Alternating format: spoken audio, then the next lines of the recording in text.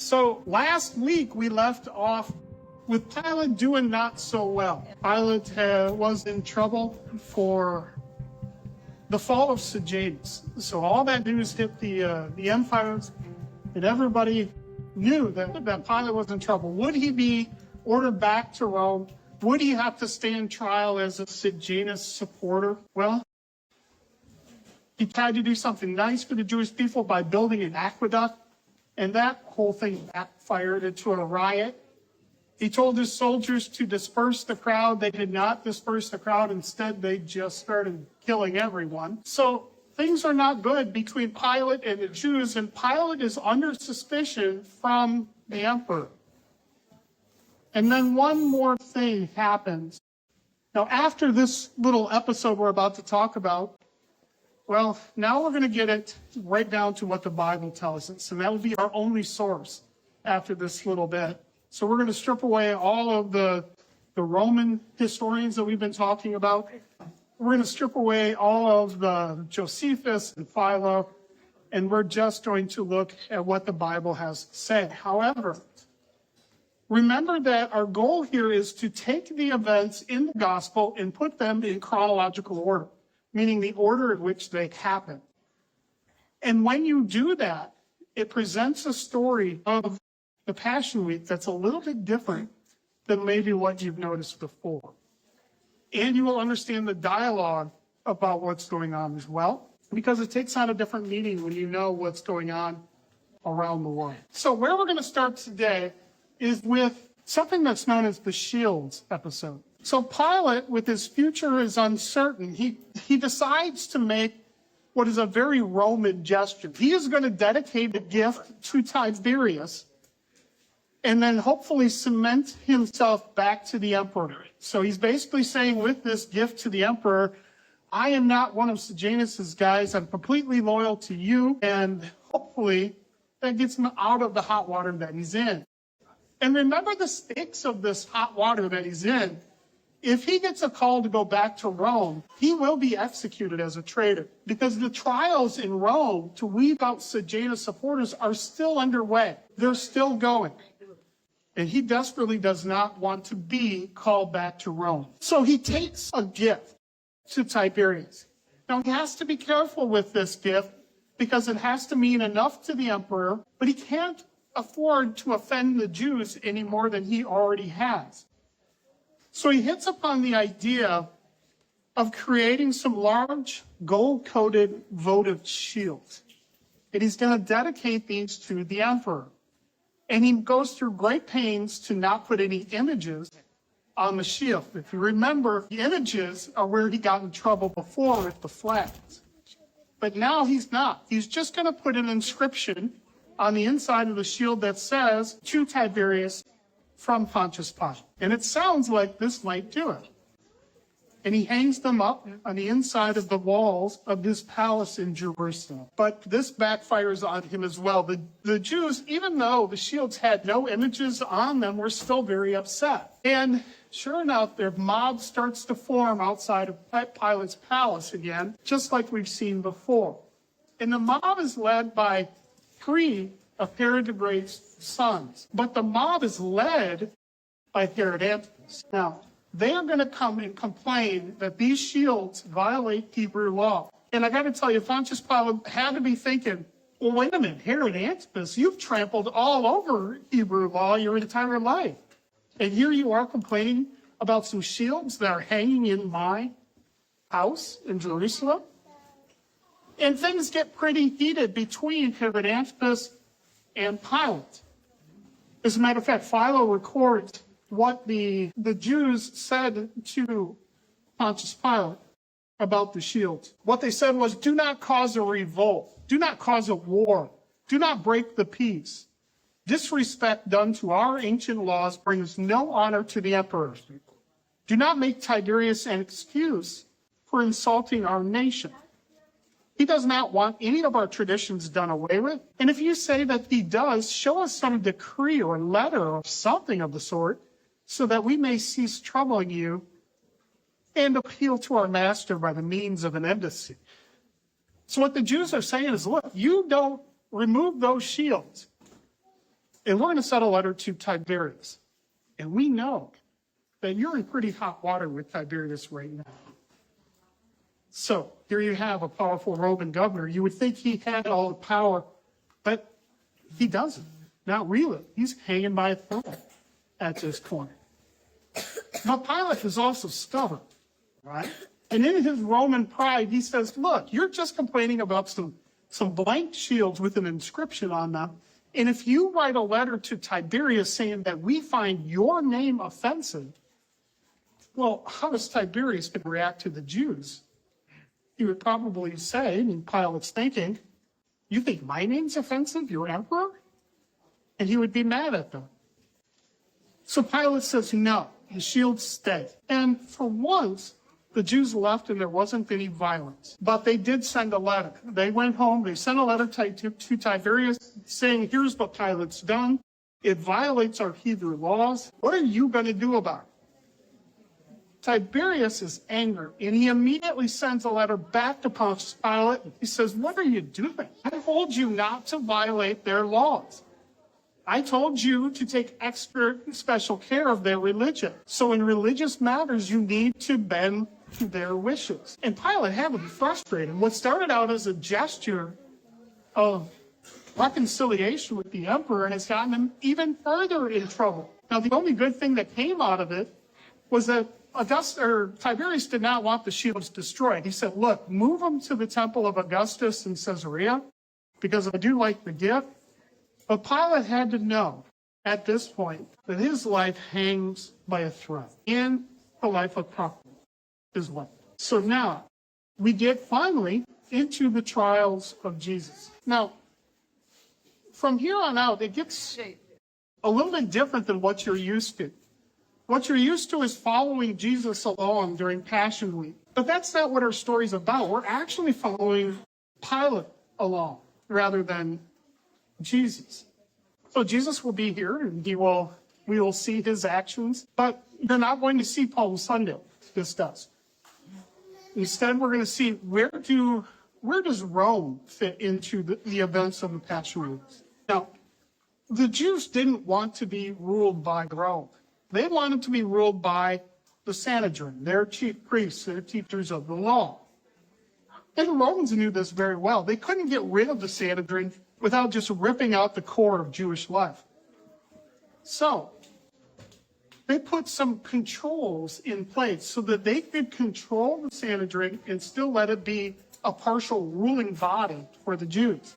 And there are three main things that they control for the Jews. The first thing was that they controlled who was the high priest. Now, the governor before Pontius Pilate, if you remember, his name is Valerius Gratus, he did change who was high priest. He used that authority he had, and he deposed Annas, who was the high priest, and put his son-in-law Caiaphas into office. But Pilate is never going to change who the high priest is in his whole tenure that he is in Judea. Now, the second control that the Romans had is they had the control of the holy vestments. So these are the ceremonial robes that the Jews would have worn, the Jewish high priest, during high festivals of the church. If they wanted to have a high festival of the church, they had to go to Pontius Pilate and say, can we use the robes? And then Pilate would allow them to do it. Now, this is a symbolic but important control that Rome had over the high priest. Now, the third and final control that Rome had over the Jews was that they reserved the right to execute anyone. If you were a condemned prisoner, you had to have Rome execute them instead of the Sanhedrin executing them. The power of life and death is what Rome had in their hands. Now, typically, this isn't a big problem. Most Sanhedrins never, ever sent somebody to be executed. As a matter of fact, one of the high priests once said that if the Sanhedrin condemns more than one person every 7 years, then that is a bloodthirsty Sanhedrin. Yet in the Bible, we see it happen quite a bit. And Jesus knew this. All through John, he talks to the Sanhedrin saying, Why are you trying to kill me? So yes, this was a bloodthirsty Sanhedrin. Now, let's begin the trials of Jesus. So Jesus actually had 3 different trials. One of them was extremely short, and the other 2 were a little bit longer. We're going to spend most of our time talking about when he's standing before Pilate, but that wasn't his only trial. So on the Thursday night of Passion Week, Jesus was eating his Seder with his disciples. We know it as the Last Supper. And then when they were done, he went across the Kidron Valley into an oil press to pray. Now, if you remember the outcome of that evening, soldiers showed up to arrest him. Now, it's a common misperception that those were Roman soldiers. They would not have been Roman soldiers. As a matter of fact, Luke 22, it says that, so it was the temple guard were the soldiers that arrived in the Garden of Gethsemane. Now, the temple guard, let's talk about this because they do play a part in our story. Normal Gentile people, like such as you and I, could not enter the temple. So the Jews needed a guard. They needed soldiers to be able to control the people that were in the temple. And if you wanted to get into the temple, you had to be Jewish. So therefore, the guards, if they wanted to go into the temple to quell a riot or something like that, they had to be Jewish as well. And you can usually tell in the Bible whether these soldiers are Jewish or they're Roman. And how can you tell is by who do they report to? Roman soldiers would never report to the Jewish Sanhedrin. They would report to their centurion, but not the temple guard. The temple guard did not report to Rome. They reported to the chief priests. So the soldiers that went to arrest Jesus in the garden were Jewish. Now, when they had taken Jesus, and this is another way to tell that these were Jewish soldiers, they didn't take him to a Roman jail and throw them in. Instead, they took him to the former high priest, Annas, right? They took him to him. Now, he held him for a little while, and he questioned Jesus. But Jesus gave him no answer whatsoever, which I don't think any of us would. He had no authority to hold Jesus. So what he did is he sent Jesus then to his son-in-law, Joseph Caiaphas. Now, Caiaphas had been planning this for quite a while.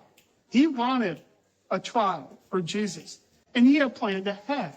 He had gotten witnesses that were false to testify against him. Why? Well, Hebrew law is pretty simple. If you have 2 people who testify against you and they agree, then that is taken as evidence that you did whatever they say you did. Right? But there was a problem. Those witnesses that he had prepared in advance with the false story about Jesus, none of them could agree on anything. So, what do I do now? I can't charge Jesus without them agreeing. And you'll notice that during this whole process, Jesus never said a word. As a matter of fact, it says in Matthew that Jesus remained silent. Now, under Hebrew law, he was perfectly capable of doing that. Under Hebrew law, you don't have to testify for yourself unless charges have been established. And Caiaphas could not establish charges against him. So what does Caiaphas do? He sees his case against Jesus crumbling around him. This is my one shot. What do I do? Well, he invokes what's known as a holy oath. Now, this changes everything. So what Matthew tells us is the high priest, they're talking about Caiaphas, the high priest said to him, I charge you under oath by the living God. Tell us if you are the Christ, the Son of God. Now, he did this for 2 reasons.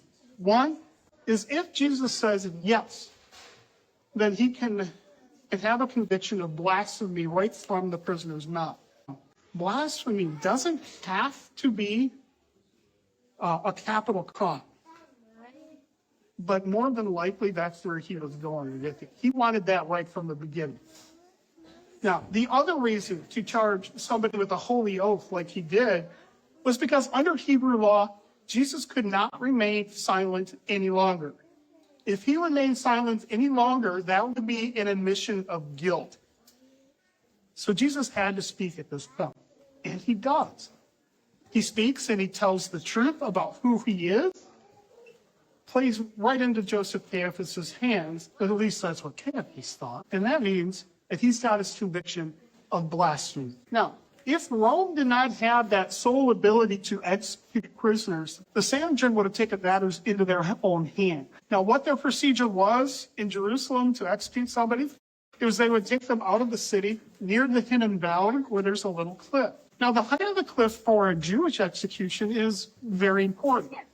You're going to be pushing that prisoner off the cliff.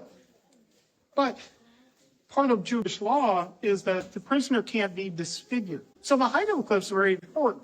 You don't want to disfigure them, you just want them to die.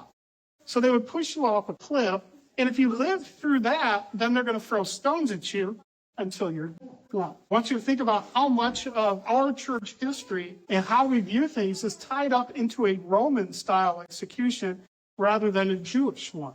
So instead of crosses all over our church, if the Sanhedrin had executed him, we'd have cliffs and stones. But he wasn't executed by the Jews, and they knew that they couldn't do it. Now, they were very upset with Jesus. They were enraged, and they wanted to execute him.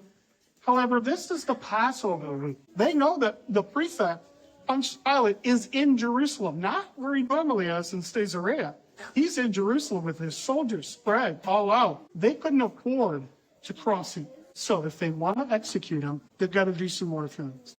They have a couple of problems first. Problem number one is that the trial of Jesus was held at night. And under Jewish law, you could not come to a verdict after sundown. That seems to be a problem, right? They held the trial, everybody voting, we're going to execute Jesus, but it doesn't count. But that was easily fixed, right? Notice what he says in Luke, that daybreak, the council of the elders of the people, both the chief priests and the teachers of the law, they met together, and Jesus was led before them. So as soon as the sun came back up, they led Jesus before him. They vote again, and it's the same result. So there's another obstacle. They can't execute him. They need Pilate to do it. In Pilate, the relationship between Pilate and the Jews has never been good. So they're going to bring Jesus to Pilate, not to judge him, not to put him on trial, but just to execute him.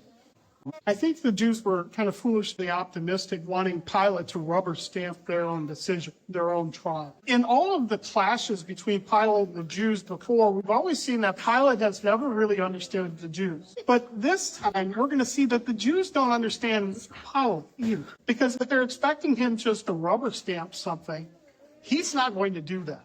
If you're a good Roman, you pride yourself on two things. One is you understand philosophy, and two, you understand the law. Now, Pilate had been a prefect for 7 years at this point. He had adjudicated many cases.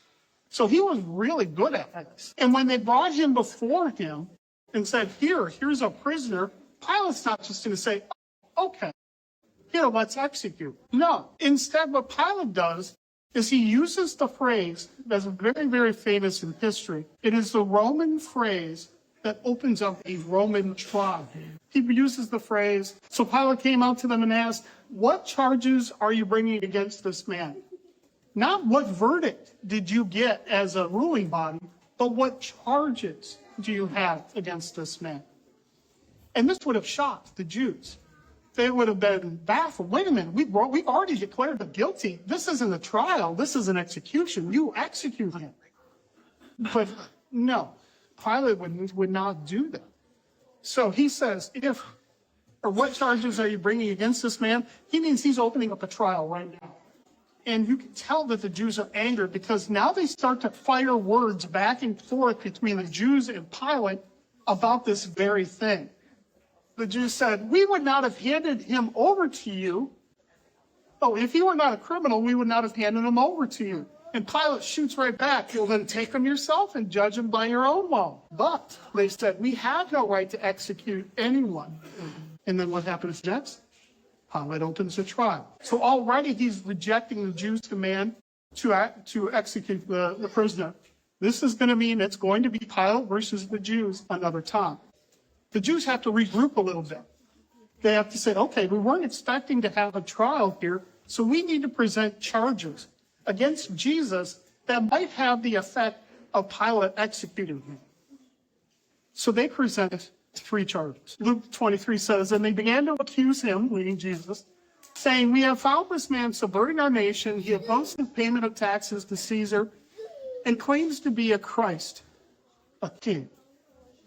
So there's 3 charges against Jesus in the Roman trial.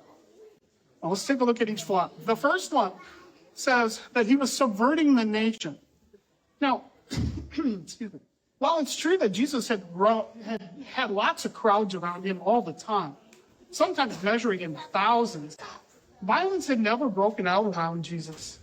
And Jesus had never preached that Rome was not the ultimate power over Israel. So Pilate knew this, and he certainly watched Jesus. He sent soldiers to question Jesus. And when the soldiers questioned Jesus, he gave them some wonderful advice. He said, here's what you do as soldiers of Rome. Be content with your wages and happy in your work. Now, that would be advice that Pilate would be like, right on. That's great advice, right? So Pilate knew going into this that subverting the nation, no, that's not even a charge that he's going to bother with. As a matter of fact, Pilate never even questions Jesus about this charge. He just drops it immediately. They go on to the second now, which is opposing taxes to Caesar. Well, once again, Pilate knows that this is a lie, right? Because the chief priests had tried to trick Jesus with this question. Pilate would have known about it, right? Being the political preacher that he is, when the chief priests came to Jesus and said, is it right to pay taxes to Rome? Jesus had given a brilliant answer. So, what was the answer he gave? Does anyone remember? Whether they should pay taxes to Rome? Give to Caesar what is Caesar. Exactly. Now, once again, Pilate would have been impressed by this answer because it's the perfect balance. Right? So once again, the second charge by the Jews opposing taxes to Caesar, once again, Pilate never even questions Jesus about it. He drops that charge immediately. That leaves one more. Right? Now, this one's a little bit tougher. The Jews accused him of being a king. Now, they said Christ, a king. Now, Pilate would not have known what they meant by Christ, but he definitely knew what they were talking about when it came to be a king. And for 800 years at this point, they hadn't had any kings in the Roman Empire. They had thrown them out and sworn that they were never going to have a king again. So if somebody shows up in one of the provinces claiming to be a king, that's going to get the attention of Rome. And sure enough, it got the attention of Pontius Pilate.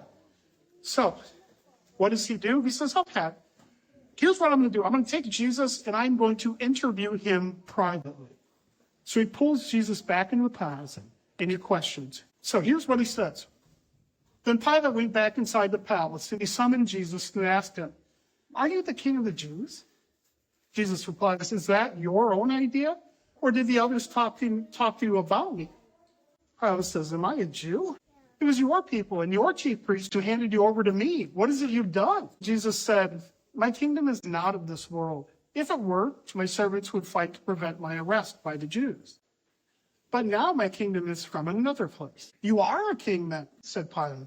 And Jesus answered, you are right in saying that I am a king. In fact, for the very reason I was born, and for this reason I came into the world to testify to the truth. Everyone on the side of truth listens to me.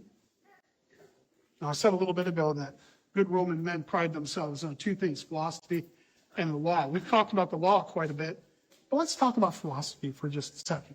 One of the peculiarities of the Roman people was that they inherited a love of philosophy from the Greeks. As a matter of fact, there were major schools of thought in philosophy, and we still have them around today. There's Stoic, there's skeptics, Epicureans.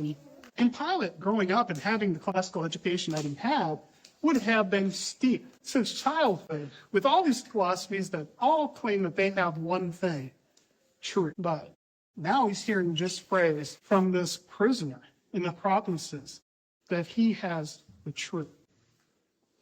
And I'm quite sure that Pilate sighed a little bit. And then he says this in Latin, quid est veritas? What is truth? And I can almost see him rolling his eyes as he says it.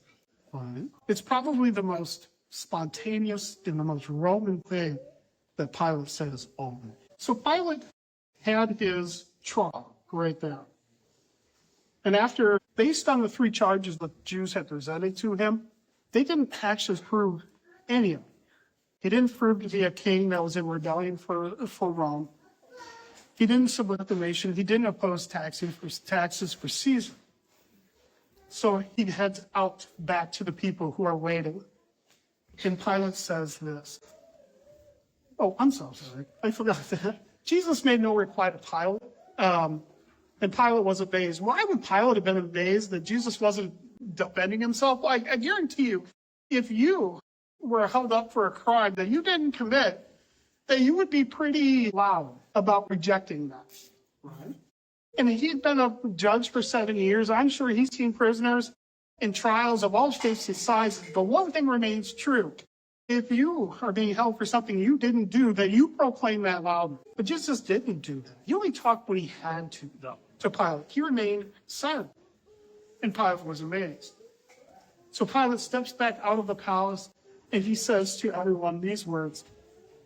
Pilate announced to the chief priests and the crowd, I find no basis for a charge against this man. So that's it. Jesus has had his Roman trial and has been found innocent. Everything that happens next, and we are going to count how many times Pilate finds him innocent going forward. But it should have stopped right here. The trial's been held. The verdict has been given. Everything is done. But the Jews would not let it go. Now, when we pick this up next week, we're going to get into the reply of the Jews. And then you're going to slowly see the tension ratchet up on Pilate until he does the one thing that he really didn't want to do, and that's to execute Jesus. I'm not taking any questions anybody has before we go out of church. That's it for this week, guys. Thank you very much. I'll see you next week.